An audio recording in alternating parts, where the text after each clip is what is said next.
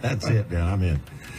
Hitchhiker, title track of Neil Young's album he just released today, and he is here, by God, in the studio. We're so happy to have him. And that album was recorded at the Indigo Ranch Studios, correct? That's right, in Malibu. Tell us a little bit about that's kind of a famous place, isn't it? Oh man, it's we loved it there. They had a great sound, great equipment. This guy Richard Kaplan owned it, and I basically was engineering it and taking care of it and everything. It was his dream, and we just loved it there. We made a lot of records there. We did a lot of mixing there and did things there. We could have done more. I wish we had.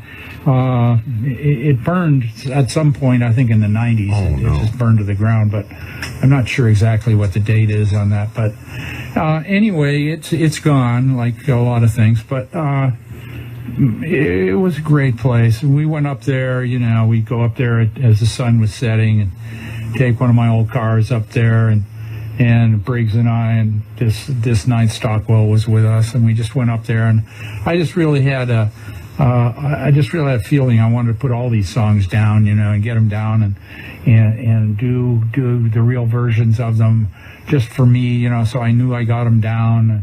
And the history of them, whatever it is, whatever happened to them after that, I really didn't care about as much as I cared about getting them down. Right. And you obviously enjoyed working with Briggs, and Stockwell a good friend. Stockwell is a great friend.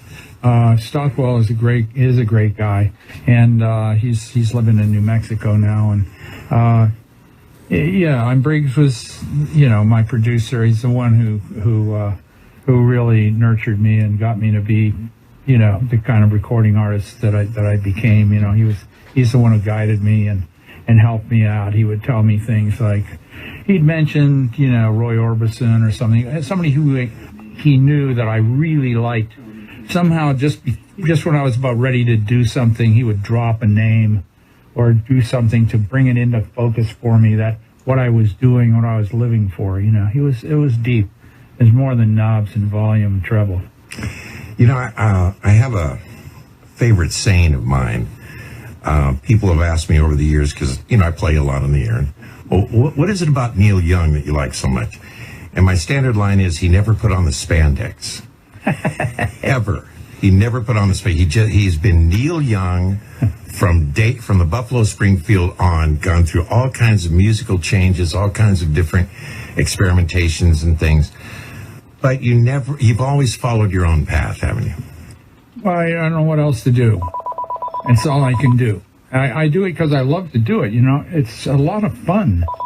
It's, whether people like it or whether they don't like it. And today, everybody has an opinion, and all the blogs and everything. It's like you got to wade through all the crap, that people say about you. And I'm going, why not just, listen? And if you don't like it, it's fine. Don't worry about it. But, just let it go. I mean, it's just music. Yeah. And I'm totally immersed in what I do. I mean, I listening to that Hitchhiker and listening to other songs on this, I can tell how fortunate I was that night to just have everything going with me. It was like, the fire burns for some people at some times in their lives. All artists have a flame that is brighter at one moment than it is at another. And when that flame is bright, you can just do whatever you want to do, and you can't do anything wrong, and there's nothing can go wrong. So just don't worry. You just keep going, and sometimes it's not going to be there. And you got to plow your way through that too, and just keep on going, believing it's going to come back, because it will come back. Right. But you got to believe in yourself and keep going, is what you're saying. Yeah, pretty much. Before we get back to the Hitchhiker album, which we will, I want to talk about a song you released not long ago with your band Promise of the Real. And what a great band that is. Oh, yeah. Absolutely. It's a wonderful band. Yeah. I got, they're fantastic rhythm section. I mean, the three guys, Anthony and Corey and Tato, like you got the hand drums and the drum kit and a great bass. Unbelievable. And then I got Willie Nelson's two sons, Micah Nelson, who's an amazing multi-instrumentalist and singer and songwriter. and then Lucas Nelson, who's like an amazing, totally unreal songwriter, performer, and guitar player, lead guitar player, like a gunslinger. I mean, this guy's like a fast draw guitar player, and it's just, and yet when they're playing, every once in a while I hear Willie. I just hear him all around me, and I feel surrounded by Willie. And, you know, I love Willie, and I always have, and it's been my great pleasure to be with Willie for so long as a friend, and living this life of farm aid with Willie has been it's just one of the great things in my life. But these kids, I remember seeing Lucas when he was just getting started. It must have been back in about 10 years ago. He's just getting started with his band, and we were doing Farm Aid in Milwaukee, and Willie and I are standing on the side of the stage looking at Lucas, and I'm going, God, he's really good, Willie. I mean, it's not a joke. This guy he's not doing this because you did it. He's doing it because he's got it in his blood. Amen. Yeah, and that's the way Micah is. And the other guys in the band, they're equal.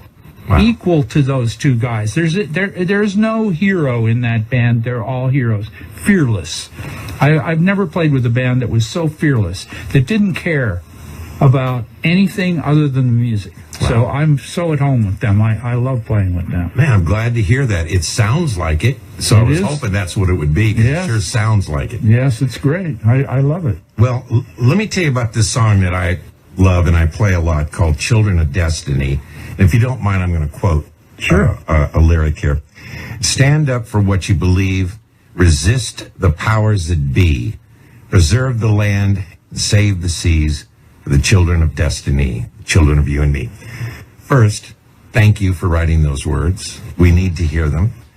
And you have fought for social justice and the environment throughout your career. This is not something you've decided to do because it's trendy. You've been doing this for a long time, long before a lot of people were even hip that there was an environmental problem. I mean, back with, Save the Whales, and, this is in your blood. This is who you are. My question is, are you hopeful today, or are you more freaked out? I'm more hopeful today than I have been, because this is coming to a head. And for it to succeed, and for us to come together, and for the world to come together, and let all the, let the colors all be who they are, and give people the freedom to blend the colors however they want to. That's where we're coming to, because it's the opposite of what's going on in this country today, and this is just part of history. It's going to change, and the damage that's done by some of these regressive programs it's going to be felt, and it's going to be hard to overcome. But the real thing about it that's great is that it makes it possible. It illuminates the future of what is good about America and what is good about the world by taking it away. Wow. The fact that everybody is missing it, I feel so positive. America is already great. Oh, you don't need to make America great again, although that would be a great slogan for the Democrats in the next election. Well, I'm glad to hear that you have hope, and that's a very interesting way to look at it. That because we've kind of taken for granted for a long time that we're on the right path, and now suddenly, pretty much everything that we believe in, environmental regulations and all of these things have been ripped away. Now we're going to have to. There's a lot of work to do. Sedition, it's a crime. Amen. If you look it up in the Constitution, deconstructing the government and the way that things are is against the law.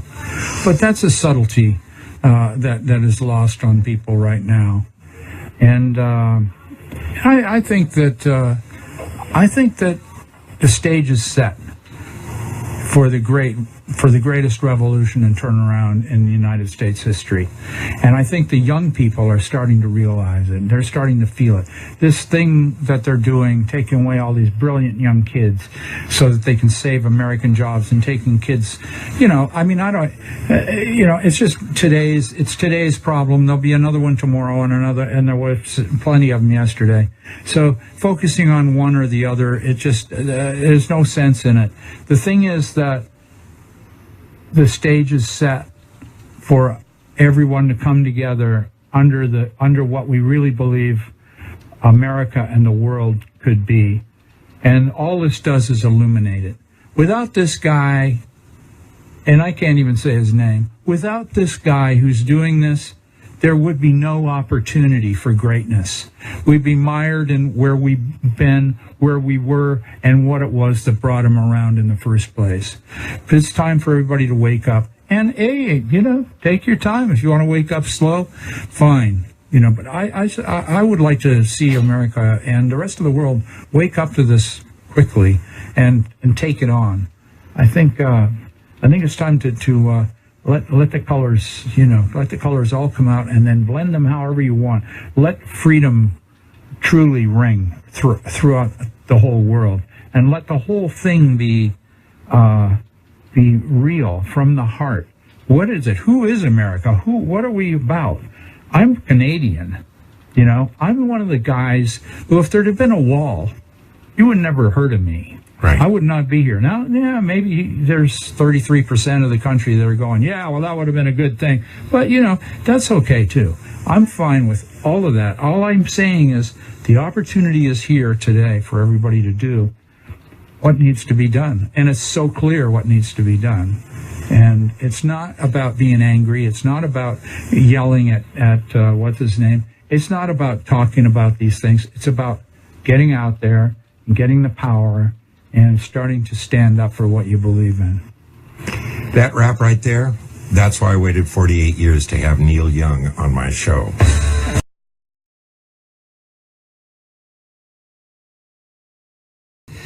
With Neil, great song, and man, do we need to hear that now.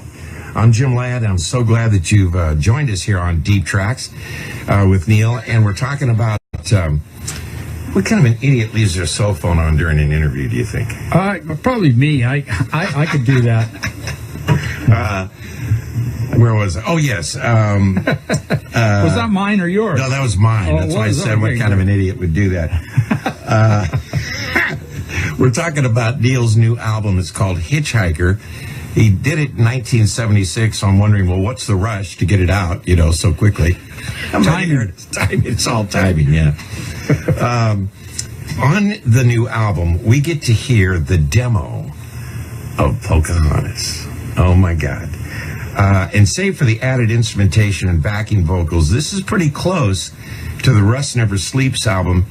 It even sounds to me it's almost the same tempo. It is the same. It's the same track. It's the same exact version. Oh, really? The thing is that I did all the overdubs for Rust Never Sleeps, and I made it into a record, which is what everybody, all the record companies guys wanted me to do. So I did that. But in essence, the true original is the version from Hitchhiker, which is the real. Without that, you couldn't build anything else. No, and you know what was really good? Because I got into it and was listening to them, side to side. And thank God you did not overproduce it on Rust Never Sleeps. I like that track, but it's not overdone, Yeah. Cue the xylophone or something. Yeah. You kept it really honest. That was great. No, thanks. So now you're telling me that's the same track. And It's exactly the same version. I see. Okay. Yeah. As a Native American, I want you to please take a minute, tell me what inspired Pocahontas. Pocahontas is just, like so many of my songs, it's just an accumulation of what I know in my life, what I've seen, and what I hear, and something recent at the time of the writing was like Marlon Brando's non-acceptance of his Academy Award, where he had the young Native American lady come up and say a few words in acceptance. And that was a recent memory that spurned me to put together all my thoughts about American history and the way the country has, the way the Native Americans have kind of been treated, or not kind of been treated, they've been treated poorly, and they continue to be treated poorly, and they need a lot of respect. They should have more respect than they have by a lot, because what we're fighting now, and those of us who are aware of the climate change challenge that we have, is all based on not living in harmony with the earth. So living in harmony with the earth is the American Indian way of life. It's the Native American thing. It's the First Nations way all across North America, from Canada all the way to Mexico. It's the same thing. They all live this way. And we can learn so much from their lessons that we should be preserving them as part of our great heritage. They should be honored as the leaders in the understanding of our relationship with Earth. I couldn't agree more. There was a great quote, and I'm sorry I don't remember the gentleman who made it, but it was a chief, and it was at one of these councils where, they were, again, trusting the white folk to keep their word. And he said, "What is this wilderness? Before you came, we did not know of the wilderness. This is just our life. This was just the earth. But white man came, and suddenly we lived in the wilderness, and the animals had to be, treated in a certain way. It was like the enemy rather than their mother." Well, yeah. If you take somebody from the Bronx or some part of New York or some large city and put them on a gravel road in the middle of nowhere and they don't know where they are, that's the wilderness. Yeah.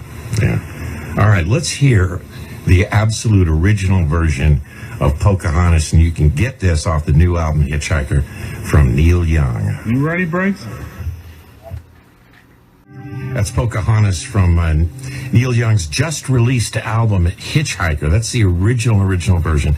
So good to have you here, man. Thank you for putting up with me. I know your manager has better things to do, so I don't know, Yeah, I don't either. It's got an appointment. That's great. It's Friday. Come on.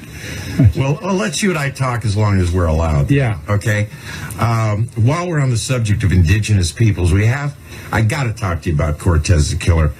Only you could work a history lesson into a song and yet make it so compelling. I just love that. And what was the moment you decided to write this one? Well, I think it was 1975, around the time that I put Zuma out. It was just before I recorded an album called Zuma, that I was living in Zuma Beach or Broad Beach or somewhere down in Malibu, and I loved it there. I was having a great time, had a wonderful house, and I just, one night I was just sitting there looking at the fireplace, and I just wrote it. I really don't have any idea. A lot of times there's no thinking involved, which is really the serious rule. Don't think. Please don't think. If it's in your mind, it's going to come out. It's going to be organized. I'm a musical guy. If I have an idea, I'm going to put it down there and keep on going. And I appreciate the opportunity that this life has given me to do that. Yeah. And I'm very thankful for it. So I have absolutely no knowledge of where the song came from or anything like that. But I can say that the original recording is missing. The original, the whole center of the song is missing. And it's because there was a power outage during the recording, and all our equipment went down. The recording equipment went down, but the band kept playing. We had our amps and everything had the power, but the board that was recording us didn't. So there was a whole area of the song that was not recorded, and we had to make a splice. So there's part of it that's left out. And I can't even remember it. Well, somehow you spliced it together and it worked. Yeah, you spliced it together. My guest is Neil Young, and this is a song called Cortez the Killer. It's an extraordinary piece of music. It's called Cortez the Killer. From my guest tonight, Neil Young is here on Deep Tracks, and just been having a fascinating conversation. I hope you got it from the beginning, but We've got some more ground to cover. Let's talk about, for a moment, lighten things up a bit after Cortez the Killer. Let's talk about this band that you were in that was so far ahead of its time. People are still trying to catch up. Of course, I'm talking about the Buffalo Springfield. Oh yeah, that was quite a band. But also, I must say that the giant band of my life is Crazy Horse. Oh, I don't know why, but it makes me free. Playing with them, I'm completely free, and I was able to write songs for my records with them that just opened me up. Somehow I knew that I would have the space, and even with Promise of the Real today, when I'm playing with them, the guys say, are you ever going to play with Crazy Horse again? I mean, have you thought about it? Maybe, so that may still happen, but it's hard to predict what's happening next. But the whole thing is these bands that I played with, I couldn't have done what I did without them, and the one I have now that I play with, Promise of the Real, it's the same thing. But the Buffalo Springfield, that was an amazing band. I loved that band. I was so young, I didn't know what I was doing. We made so many mistakes. I made records with them that I screwed up. I went in and I ruined Mr. Soul after it was really great, and we did it the first time. Then I had to do my production thing on it. I was just getting my chops in the studio. I did too much. I tore apart a great thing that had been recorded in New York, and I added more things to it just because I could. And yeah, sure, it's still got the vibe and everything, but there is a version of it now, Buffalo Springfield, Mr. Soul, that was done. I think it's in my archives. It's going to be available, at that place when it's online, and you can go and visit it and hear anything I ever did in high res. That place is coming. Wow. Yes, really? Everything I've ever recorded. So all the history of Buffalo Springfield will be there, released and unreleased. Well, you did a box set for them once that was... Yeah. Now, was that enjoyable or just a lot of work? Well, it was both. I mean, that's a great band, but we just remastered.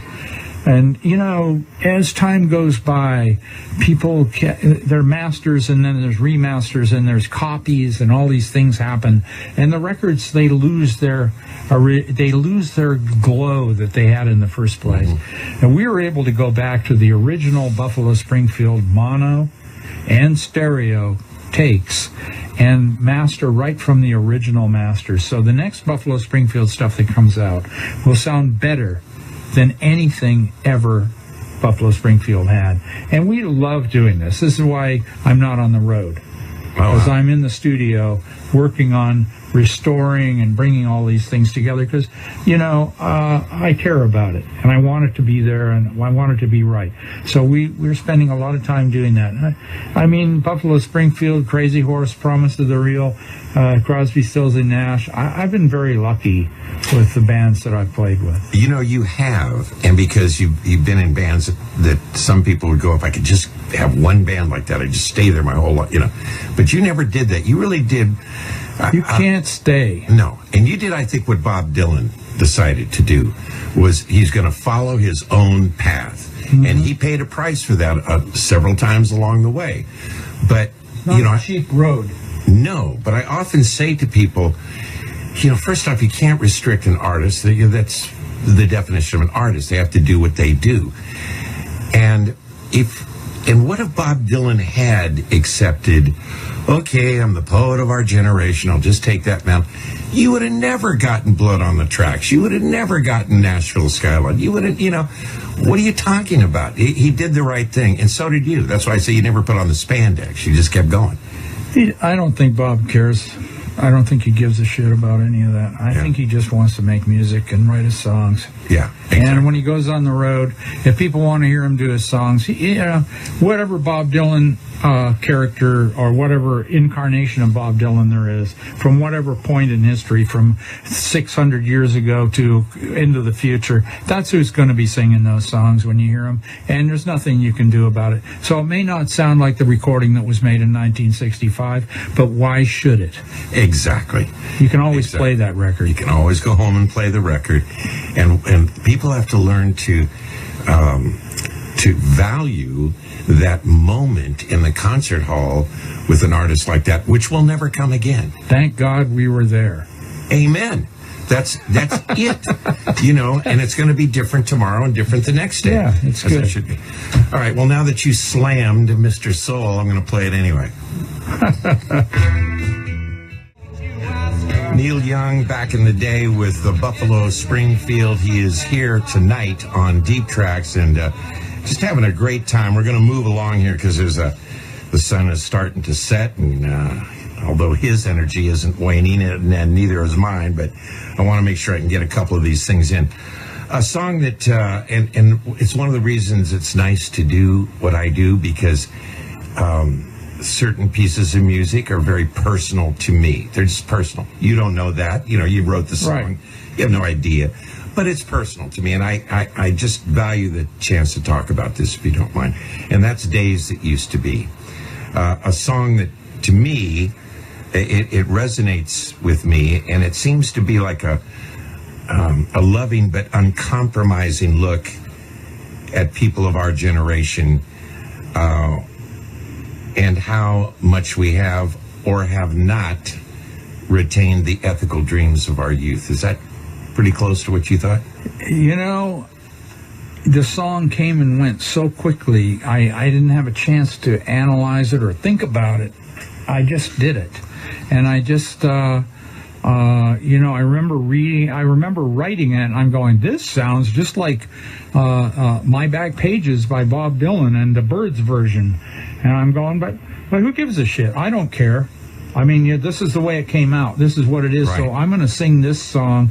So it doesn't exactly sound like it is derived from it, but I didn't let that stop me because I had the lyrics. Everything was together. It was like it showed up like that. I can't say, oh, you can't come in.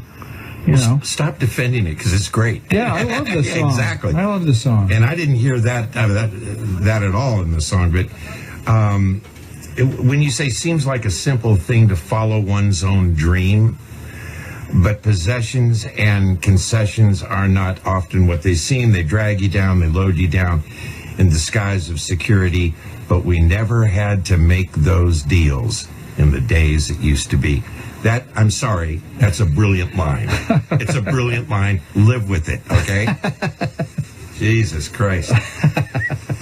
Because I so miss the camaraderie of that time, of the 60s, and the fact that we had this great dream. We all have to move on, but I miss it. That was a great time to be alive, and we don't have to move on. We have it in our memory, and it's something that we felt and we share together.